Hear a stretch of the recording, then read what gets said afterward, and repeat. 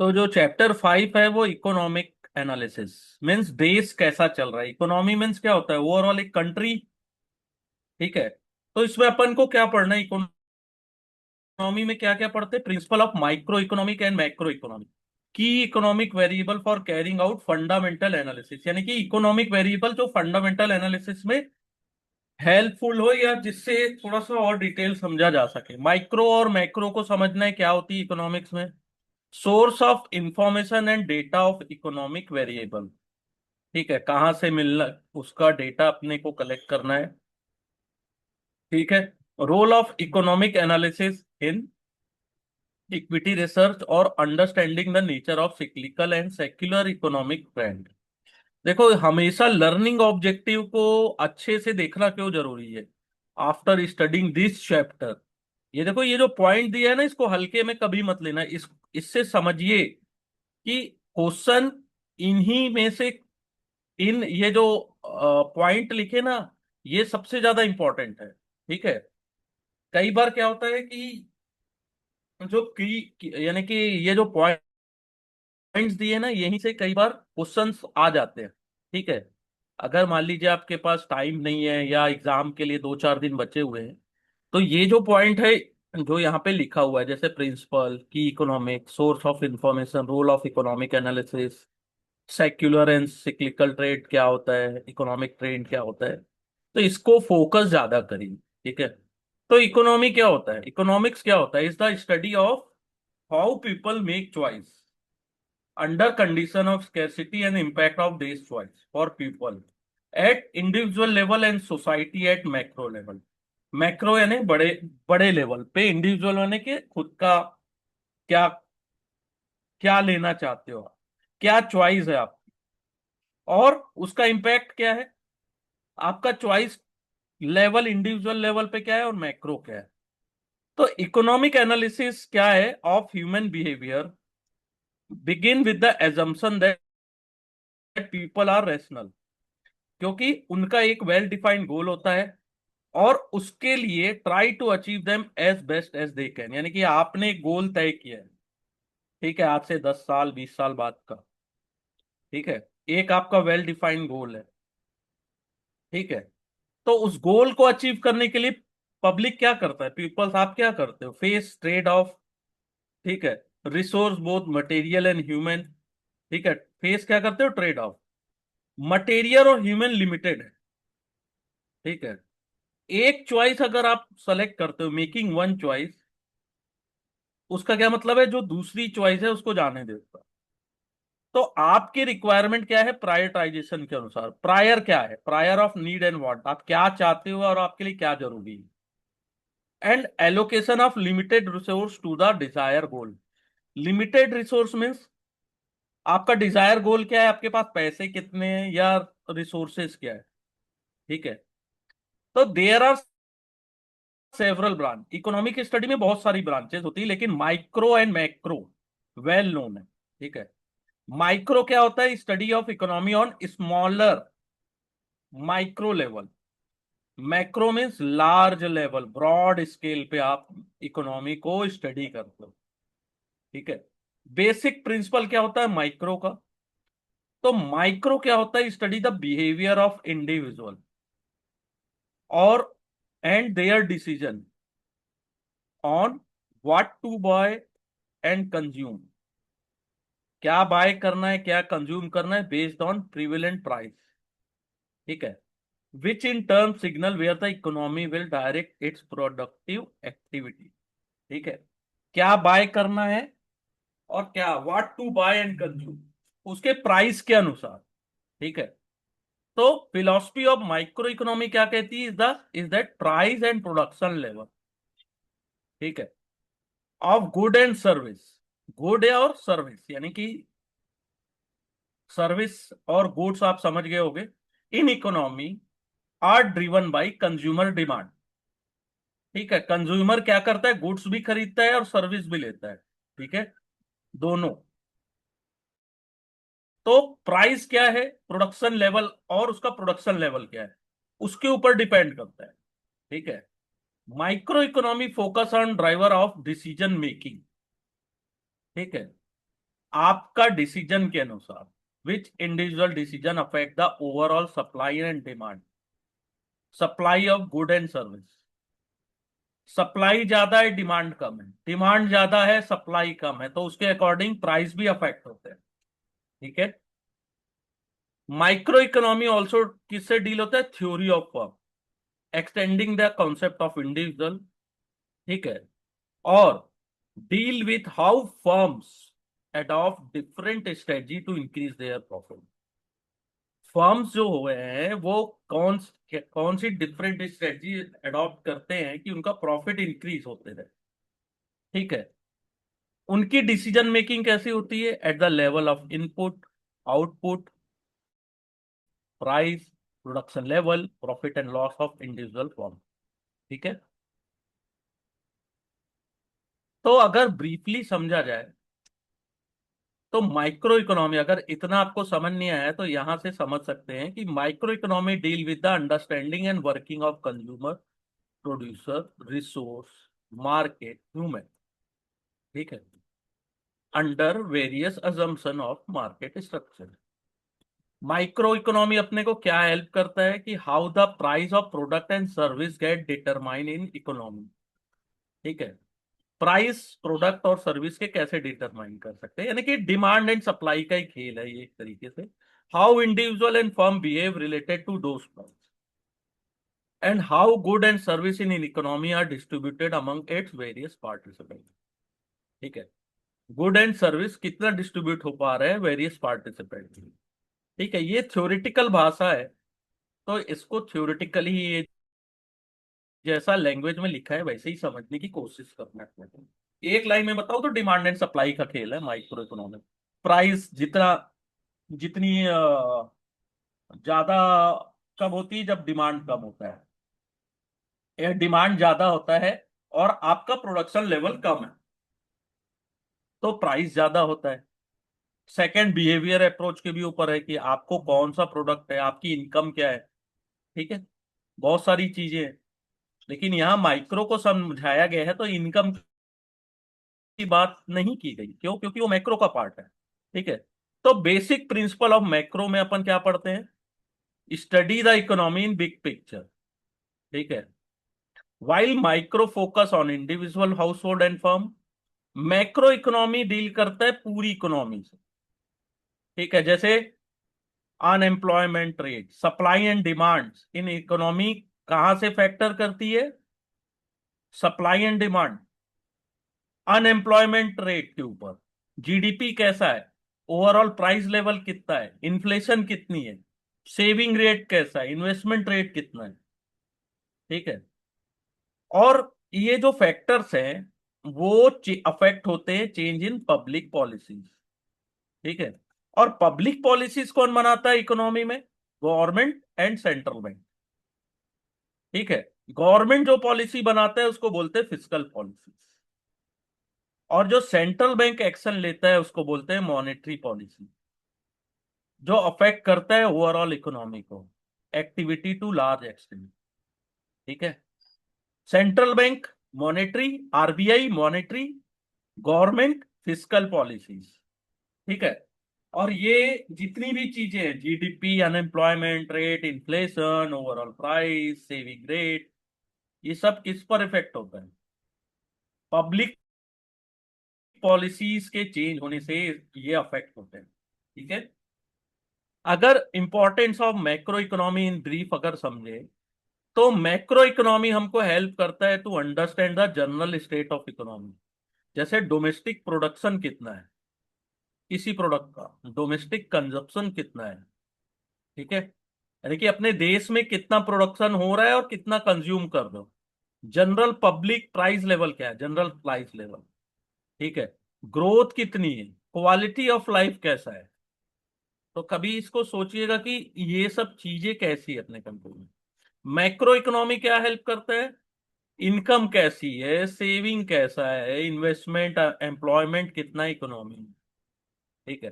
Macro economic model help government and central bank formulate economic policy कैसी बना रहे हैं जो अचीव कर सकेगी long run economic growth with stability. ठीक है। Macro economy also help understand various aspect, जैसे international trade of good and service कैसी है, एक्सपोर्ट कैसा है, इंपोर्ट कैसा है, बैलेंस ऑफ पेमेंट कैसी है, एक्सचेंज रेट डायनेमिक कैसा है। ठीक है। Macro economy also facilitate understanding of how interlinkage across the economic work. ठीक है। अब देखते हैं introduction of various macro economic variables, कौन कौन सी है। ठीक है। जैसे गवर्नमेंट और सेंट्रल बैंक किसी भी इकोनॉमी में, ठीक है, वो पॉलिसी मेकर होते हैं, उनका काम होता है कि वो प्रमोट करे इकोनॉमिक स्टेबिलिटी और ग्रोथ। वो कंटिन्यूअस अटेम्प्ट करते हैं, इंप्लीमेंट करने की कोशिश करते हैं पॉलिसीज को, और उनका ये मानना है कि वो कम से कम रखे अनएम्प्लॉयमेंट रेट को, प्राइस स्टेबिलिटी को, विथ लो इन्फ्लेशन रेट, और study growth in economic output. ठीक है। कई बार क्या होता है, डिस्पाइट गवर्नमेंट और सेंट्रल बैंक बहुत एफर्ट डालती है, बेस्ट इंटेंशन रहता है, ठीक है, फिर भी इकोनॉमी में आप देखे होंगे कि साइकिल चलती है बूम एंड बस्ट की। ऐसा बूम होता है ना, बोलते हैं बहुत पैसे बन रहे, फिर क्या होता है अचानक ये बस्ट आता है, यानी कि वहां से डाउन टर्म भी आता है।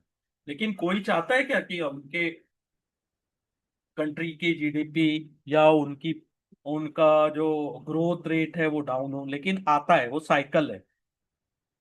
ठीक है। मल्टीपल वेरिएबल होते हैं जो इन्फ्लुएंस करते हैं आउटकम को। जैसे एक एग्जांपल है कि आरबीआई ने अटेम्प्ट किया था to tame the high inflation. High inflation को कंट्रोल करने के लिए आरबीआई ने 2011, 12, 13 में इंक्रीज किया था इंटरेस्ट रेट। ठीक है। उनका क्या काम था, which is standard policy action to reduce inflation. लेकिन उनको ऐसा डिजायर रिजल्ट नहीं मिला, फूड के प्राइस बढ़ते गए तो बढ़ते ही गए। ठीक है। तो क्या होता है, इन डिफरेंट कंट्री में take different route to arrive the same common goal. ठीक है। इकोनॉमी बहुत बड़ा सब्जेक्ट है ना, केवल इस चैप्टर को पढ़ने से कुछ नहीं होता। अगर आपको इकोनॉमी डिटेल में पढ़नी है तो बहुत सारी मटेरियल और बहुत सारे यूट्यूब के चैनल्स भी हैं। आप डेली पढ़ोगे, कुछ ना कुछ नया सीखते रहोगे। एक ये चैप्टर है, इस चैप्टर से आप केवल इतना समझ पाओगे कि उसके बेसिक टर्मिनोलॉजीज क्या है और वो कितना इफेक्ट डालते हैं। ठीक है। देखो, एग्जाम में नेशनल इनकम से रिलेटेड बहुत बार क्वेश्चन पूछा जाता है। तो पहला क्या है, वेरिएबल नेशनल इनकम। ठीक है। तो नेशनल इनकम क्या डिफाइन करता है, of a economy is defined through a variety of measures, such as gross GDP क्या है, जीएनपी कितना है। तो जीडीपी क्या होता है, GDP is the market value of good and service produce within a country frontier, irrespective of nationality of owner who produce. ठीक है।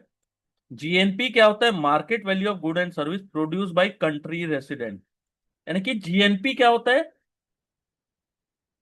कि कितना market value good and service जो अपनी कंट्री में खुद बना, जहाँ के आपके रेसिडेंट हो। ठीक है। लेकिन जीडीपी में ऐसा कुछ नहीं है। ठीक है। तो और डिफरेंस क्या होता है जीडीपी और जीएनपी में, net factor income from abroad. ठीक है। NFIA इसका फुल फॉर्म याद रख लीजिएगा। The difference between GDP and GNP is the net factor income from abroad, यानी कि अब्रॉड से कितना पैसा या कितना अपन प्रोड्यूस कर रहे हैं, तो उसमें कितना कंट्रीब्यूशन बाहरी देश का है। ठीक है। तो NFIA क्या होता है, income receive by resident minus paid to non resident. Means अपन ने कितनी रिसीव की और कितना विदेश फॉरेन कंट्रीज को पेड किया। तो कंप्यूटेशन कैसे होता है, is a of this number is humongous task in term of data collection and processing. ठीक है। GDP product of economy can be measure through, पहला होता है प्रोडक्ट मेथड, इनकम और एक्सपेंडिचर। ये तो आपको याद रखना ही है, इसको गलती से मत बोलना, PIE,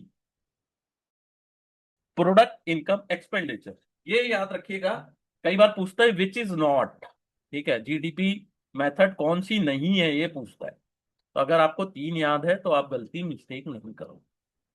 तो पहला होता है प्रोडक्ट।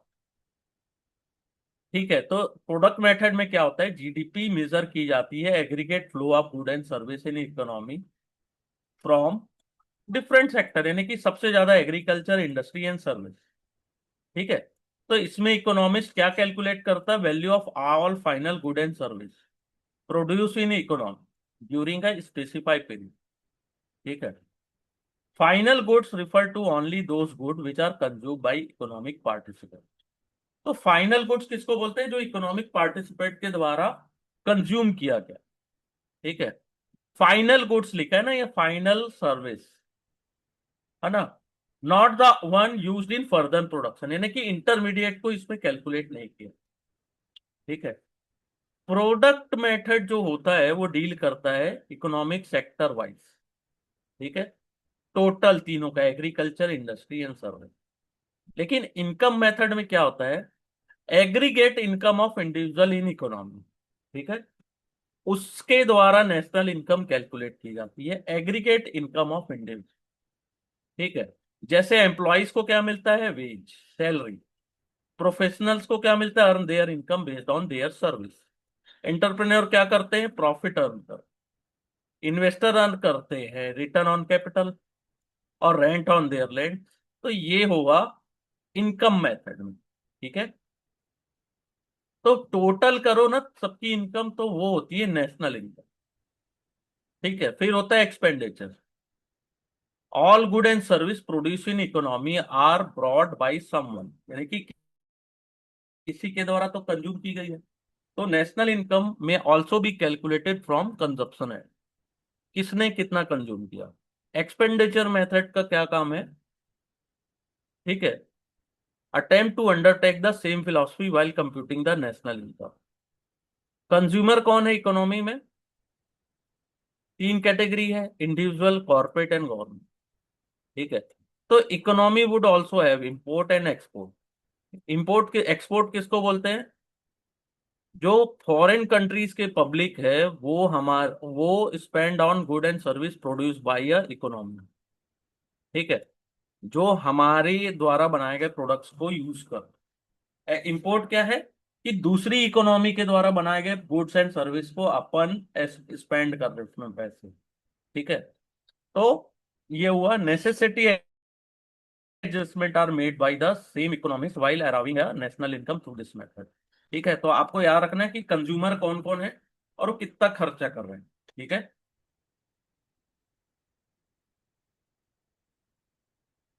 नेक्स्ट होता है level of economic welfare and growth. National income से क्या पता चलती है अपने को, और नेशनल इनकम रिवील करती है कि ओवरऑल परफॉर्मेंस कैसा है कंट्री का during a given financial year. ठीक है, पर कैपिटा इनकम कितनी, तो पर कैपिटा इनकम कैसे निकालते हैं, नेशनल इनकम को टोटल पॉपुलेशन से डिवाइड कर देते हैं। ठीक है, तो average income earn by each individual in economy calculate होता है। ठीक है, per capita income not the national income is better measure. ठीक है, ये याद रखिएगा कि per capita income is better measure for standard of living in country, because national income तो इंक्रीज हो सकती है। ठीक है, लेकिन अगर पॉपुलेशन अगर इंक्रीज हो रही है, नेशनल इनकम इंक्रीज हो रही है लेकिन पॉपुलेशन भी इंक्रीज साथ में इंक्रीज हो रही है, फास्टर इंक्रीज पॉपुलेशन, तो उससे क्या होता है, पर कैपिटा इनकम रिड्यूस होती है। ठीक है, जिसका क्या मतलब है कि standard of living in country वो भी goes down.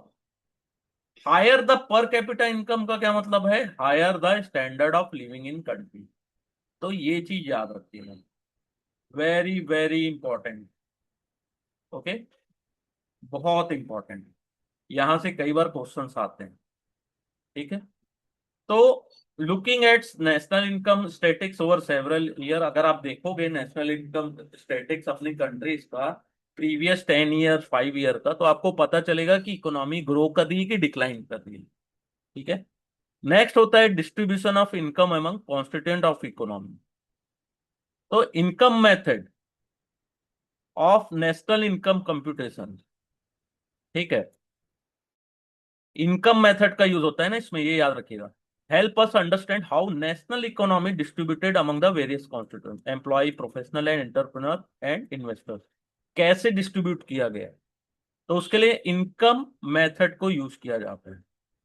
The product method identify, product method से किसको आइडेंटिफाई किया जाता है, which sector is primary contributor to GDP growth. ठीक है, क्योंकि जीडीपी का सबसे बड़ा योगदान किसका है, सर्विस सेक्टर का, ये भी याद रखिएगा। प्रोडक्ट मेथड में क्या करता है, यहाँ पर ने मेथड देखे हैं ना, प्रोडक्ट, इनकम है, एक्सपेंडिचर। तो इनकम मेथड का यूज होता है, नेशनल इनकम को डिस्ट्रीब्यूट कैसे डिस्ट्रीब्यूट किया जा रहा है। प्रोडक्ट में क्या देखा जाता है, प्रोडक्ट मेथड में कि कौन सा कंट्रीब्यूट ज्यादा कर रहा है कंट्री की जीडीपी, वो प्रोडक्ट मेथड के द्वारा देखा जाता है। और सर्विस सेक्टर सबसे ज्यादा जीडीपी एट फैक्टर कॉस्ट, ठीक है, कॉन्स्टिट्यूट कितना है, 60%। ठीक है, नेक्स्ट होता है support to physical and monetary. ये भी इंपॉर्टेंट है, static such as saving, consumption, investment in economy. वो क्या हेल्प करती है, policy maker in taking require measure to accomplish desire हो। ठीक है, आपका सेविंग क्या पैटर्न है, कितना सेव कर रहे हो, कितना कंज्यूम कर रहे हो, इन्वेस्टमेंट कितना कर रहे हो। ठीक है, उसके अनुसार पॉलिसी मेकर को भी हेल्प मिलती है, ठीक है, कि वो अपने गोल कैसे अचीव कर पाए। ठीक है, अब सेविंग और इन्वेस्टमेंट दो चीजें अलग अलग है ना, ये याद रखना कि आप सेविंग कर रहे हो अलग चीज है, और इन्वेस्टमेंट कर रहे हो अलग चीज है। तो थ्री कॉन्स्टिट्यूएंट होते हैं इकोनॉमी में, individual, corporate and government. Saving किसको बोलते हैं, इनकम ओवर एक्सपेंस। आपकी इनकम है 10,000, एक्सपेंस है 8,000, तो जो बचा हुआ अमाउंट है वो आपकी सेविंग।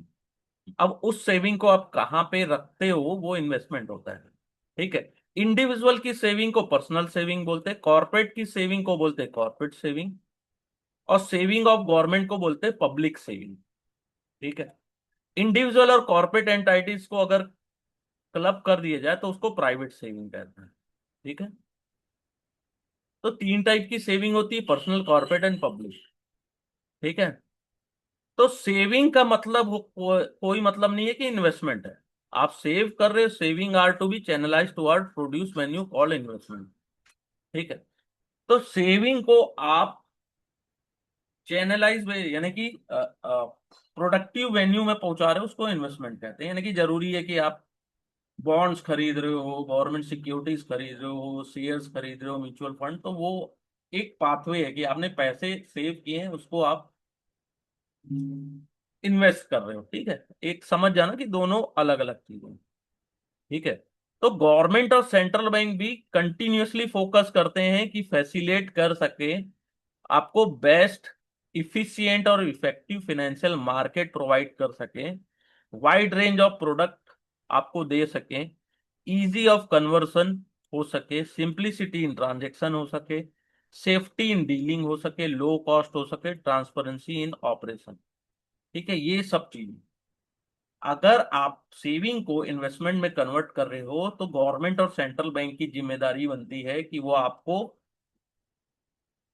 यानी कि बेस्ट, इफिशिएंट और इफेक्टिव फाइनेंशियल मार्केट प्रोवाइड कर सके, जहां पे बहुत सारे प्रोडक्ट्स हो, जो आपकी चॉइस हो उसके अनुसार आप सेव कर सकें, सेफ्टी भी हो, कॉस्ट उसमें लो हो, ट्रांजेक्शन भी सिंपल हो।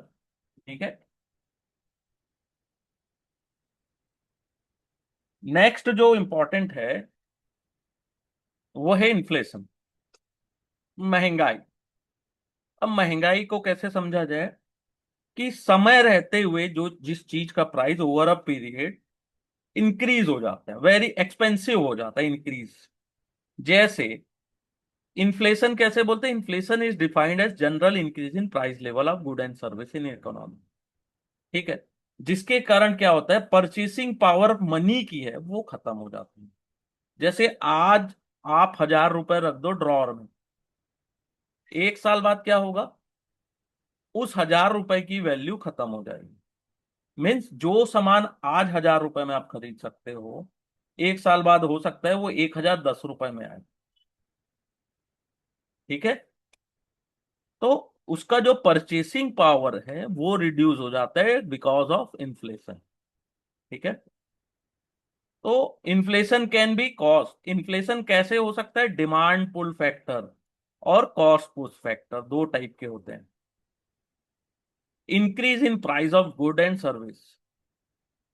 क्यों? क्योंकि डिमांड ज्यादा है, सप्लाई कम है, तो उसको बोलते हैं demand pull inflation. Increase in price because of increase in input cost, input cost बढ़ गया उसका, तो उसको बोलते हैं कॉस्ट पुश इन्फ्लेशन। ठीक है। पॉलिसी मेकर बहुत सारे मेजर्स अपनाते हैं कि डिमांड को रिड्यूस किया जाए या सप्लाई को इंक्रीज किया जाए। ठीक है। इन्फ्लेशन दो टाइप्स के होते हैं, एक होता है होलसेल प्राइस लेवल, जिसको होलसेल प्राइस इंडेक्स बोलते हैं, होलसेल लेवल को, और रिटेल लेवल को कंज्यूमर प्राइस इंडेक्स। ठीक है। इकोनॉमिस्ट क्या करते हैं, define a basket of product based on general consumption in economy, और उसको कंप्यूट करते हैं it's price based on wholesale price and retail price, जिसको डब्ल्यूपीआई या सीपीआई बोलते हैं। ठीक है। बास्केट ऑफ प्रोडक्ट्स होते हैं इसमें ऑन जनरल कंजप्शन। ठीक है। Statistics on WPI CPI over several year provide trend in inflation number. ठीक है। तो इंटरेस्ट और नेक्स्ट जो इंपॉर्टेंट चीज है इसको याद रखिएगा कि इंटरेस्ट, रेट ऑफ इंटरेस्ट जो होता है और इन्फ्लेशन होता है क्लोजली लिंक पैरामीटर होता है। हायर इन्फ्लेशन का मतलब होता है, ज्यादा महंगाई का क्या मतलब होता है कि demand higher rate of interest, कि पब्लिक ज्यादा से ज्यादा मोटिवेट हो कि वो खर्चा ना करे, सेव ज्यादा करे। तो एज दे सेव मोर और कंज्यूम लेस, ज्यादा सेव करेंगे कंज्यूम कम करेंगे तो कंजप्शन कम हो जाएगी। ऑन अदर हैंड, जो higher rate reduce the investment, उससे क्या होता है, हायर रेट के कारण इन्वेस्टमेंट जो होता है reduce the investment and may slow down the overall economy. क्या होता है, जब भी रेट ऑफ इंटरेस्ट हाई होता है तो वो इकोनॉमी को स्लो ही करती है ना। जैसे रियल एस्टेट, सबसे ज्यादा इफेक्ट होता है रियल एस्टेट और ऑटो। अगर रेट ऑफ इंटरेस्ट ज्यादा है तो मिडिल क्लास आदमी लोन कहाँ से लेगा, क्योंकि रेट ज्यादा, इंटरेस्ट रेट कहाँ से आप पेड करोगे। ठीक है। तो higher inflation reduce the discretionary income that people have, impact their demand for product and service. तो इंटरेस्ट रेट ज्यादा होने से भी, ठीक है, इंटरेस्ट रेट इन्फ्लेशन ज्यादा होने से भी क्या होता है, demand of product and service क्या होता है, उसमें भी इंपैक्ट पड़ता है। ठीक है। नेक्स्ट जो है वो है अनएम्प्लॉयमेंट रेट। एक तो इन्फ्लेशन आप समझ गए होंगे, नेक्स्ट है अनएम्प्लॉयमेंट रेट। अनएम्प्लॉयमेंट रेट किसको बोलते हैं, अनएम्प्लॉयमेंट रेट की एलिजिबल और जो विलिंग टू वर्क है, जो काम करना चाहते हैं, unemployment population of countries in percentage term, जो काम करना चाहते हैं, एलिजिबल है, काम करना चाहते हैं, लेकिन during slow down in economy unemployment rate rise, during a expansion phase and unemployment rate fall. ठीक है। क्या होता है, स्लो डाउन में अनएम्प्लॉयमेंट रेट, ठीक है, बेरोजगारी दर बढ़ जाती है, और मार्केट और इकोनॉमी अच्छा कर रही है तो अनएम्प्लॉयमेंट रेट फॉल भी होता है, क्योंकि ज्यादा से ज्यादा जॉब क्रिएट होती है, प्रोडक्शन गोस अप। ठीक है। हायर एम्प्लॉयमेंट का मतलब क्या होता है, means income which improve the ability of people to spend. जितनी ज्यादा रोजगार अवेलेबल होगी तो इनकम ज्यादा होगी, जिसके इनकम ज्यादा होगी तो पब्लिक क्या होगी, ज्यादा ज्यादा स्पेंड कर सकेंगे, जिसके कारण पोटेंशियल ग्रोथ इन इकोनॉमी वो ज्यादा हेल्पफुल होगी। ठीक है। और इकोनॉमी टफ टाइम में भी होती है, यानी कि इकोनॉमी का एक टफ फेज भी आता है जहां पे अनएम्प्लॉयमेंट रेट बहुत हाई भी होता है। ठीक है। और ऐसा भी फेज आता है कि अनएम्प्लॉयमेंट रेट बहुत कम भी होता है। नेक्स्ट जो है, for flow from FDI and FPI.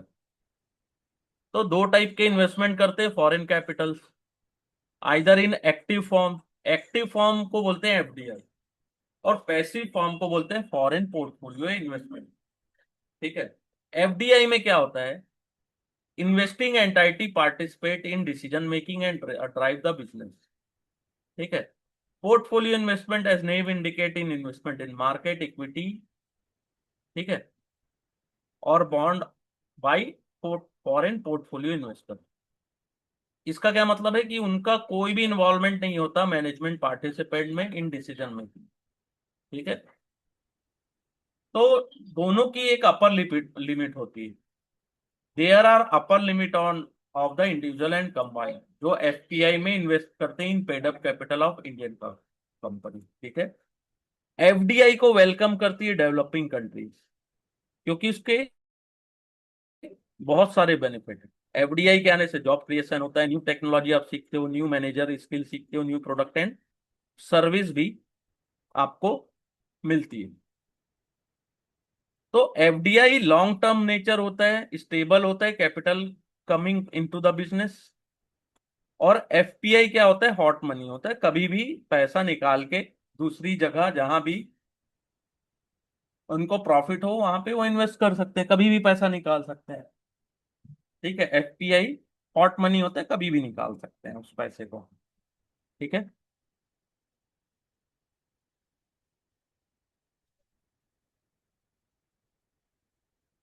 तो आज के लिए अभी अपन इतना ही रखते हैं। कोई यहाँ पर अगर